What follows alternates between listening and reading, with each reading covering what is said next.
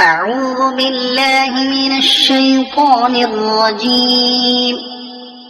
بسم الله الرحمن الرحيم.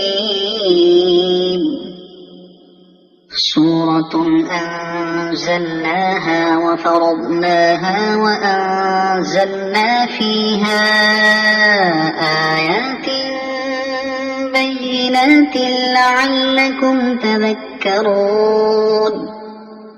الزانية والزاني فاجلدوا كل واحد منهما 100 جلدة ولا تأخذكم بهما رأفة في دين الله إن كنتم تؤمنون بالله واليوم الآخر وليشهد عذابهما طائفة من المؤمنين. الزاني لا ينكح إلا زانية أو مشركة والزانية لا ينكحها إلا زان أو مشرك وحرم ذلك على المؤمنين.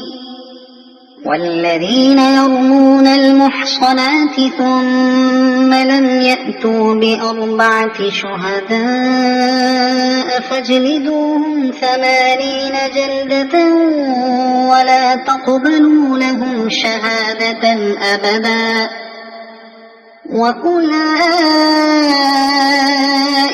هم الفاسقون. إلا الذين تابوا من بعد ذلك وأصلحوا فإن الله غفور رحيم. والذين يرمون أزواجهم ولم يكن لهم شهداء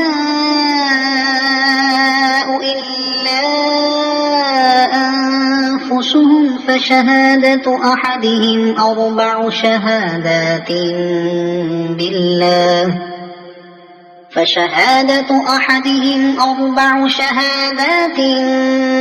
بالله إنه لمن الصادقين. والخامسة أن لعنة الله عليه إن كان من الكاذبين. ويدرأ عنها العذاب أن تشهد 4 شهادات بالله إنه لمن الكاذبين. والخامسة أن غضب الله عليها إن كان من الصادقين. ولولا فضل الله عليكم ورحمته وأن الله تواب حكيم.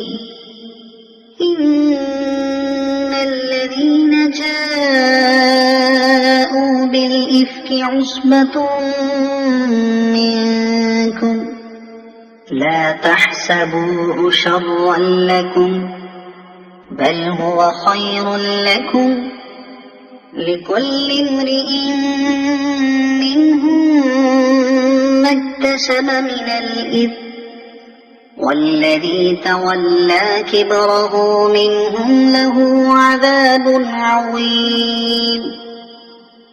لولا إذ سمعتموه ظن المؤمنون والمؤمنات بأنفسهم خيرا وقالوا هذا إفك مبين.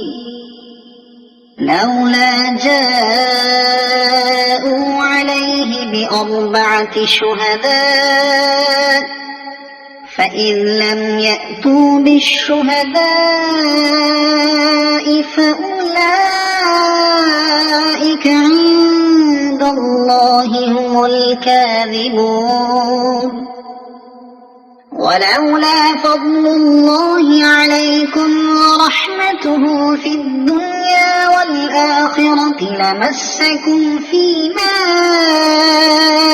أفضتم فيه عذاب عظيم إذ تلقونه بألسنتكم وتقولون بأفواهكم ما ليس لكم به علم وتحسبونه هينا وهو عند الله عظيم ولولا إذ سمعتموه قلتم ما يكون لنا أن نتكلم بهذا سبحانك هذا بهتان عظيم